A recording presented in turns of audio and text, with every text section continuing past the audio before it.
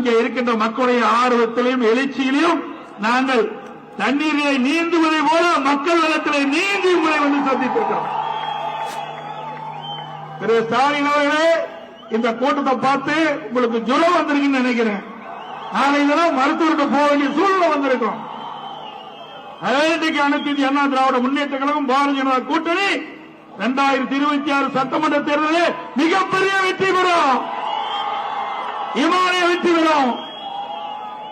ஆட்சி அமைப்போம். மக்களோட ஆட்சி அகற்றப்பட வேண்டும். தீய சக்தி திமுகவை அடுத்த ஆண்டு நடைபெறுகின்ற சட்டமன்ற தேர்தலில் வீழ்த்துவோம், வெற்றி பெறுவோம். நல்ல ஆட்சியை தமிழகத்திலே நாம் கொண்டு வருவோம். இன்றைய தினம் திரு ஸ்டாலின் பேசுகிறார், பல்வேறு பொதுக்கூட்டத்திலே பேசுகிறார். எப்படி அண்ணா திமுக பாரதிய ஜனதா கட்சியோடு கூட்டணி வைப்பீர்கள் என்று. திரு ஸ்டாலின் அவர்களே, உங்களுக்கு ஞாபகம் மறதி என்று கருதுகிறேன். 1999 பாரதிய ஜனதாவோடு கூட்டணி வைத்தீர்களா இல்லையா? நாடாளுமன்ற தேர்தலில் 2001 சட்டமன்ற தேர்தலில் தமிழகத்திலே பாரதிய ஜனதாவோடு திமுக கூட்டணி வைத்ததா இல்லையா? நீங்கள் வைத்தா பாரதிய ஜனதா கட்சி நல்ல கட்சி. நாங்க அண்ணா திமுக பாரதிய ஜனதாவோட கூட்டணி அமைச்சா மதவாத கட்சி.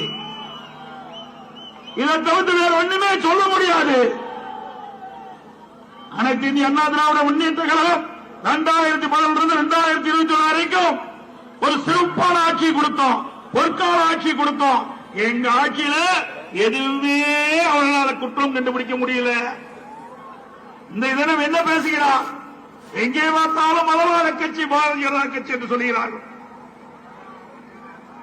1999 மத்தியிலே ஆட்சி அதிகாரத்திலே பாரதிய ஜனதா வந்தபோது திமுக கட்சியை சேர்ந்த நாடாளுமன்ற உறுப்பினர்கள் மத்திய அமைச்சராக இருந்தார்களா இல்லையா?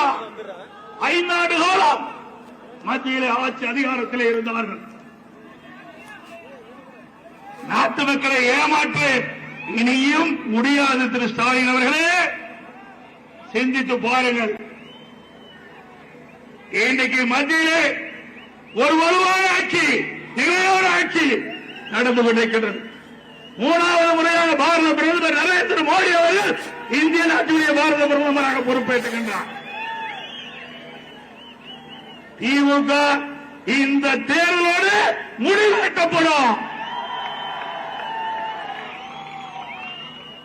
அது மட்டுமல்ல, மத்திய அரசாங்கம் தமிழ்நாட்டுக்கு எதுவுமே கொடுக்கல, எதுவுமே செய்யல. இதைத்தான் கீழே விழுந்த ரெக்கார்டு மாதிரி திருப்பி திருப்பி பேசிக்கொண்டே இருக்கின்றான். சிந்தித்து பாருங்கள்.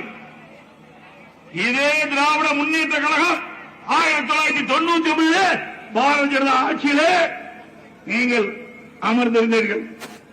அதுக்கு பிறகு காங்கிரஸ் அதிலே அந்த மத்தியிலே ஆட்சியிலையும் அமர்ந்தீர்கள். அதற்கு முன்பு பிபி சிங், ஐஜய் குஜராத், மரியாதைக்கு தேவகரா, இத்தனை முதல் பாரத பிரதமர் அமைச்சரவையிலும் திமுக அங்க வைத்தது. இனியும் நாட்டு மக்களை ஏமாற்ற முடியாது. சுமார் 16 ஆண்டுகள் மத்தியிலே ஆட்சி அதிகாரத்தில் இருந்தது திராவிட முன்னேற்ற கழகம்.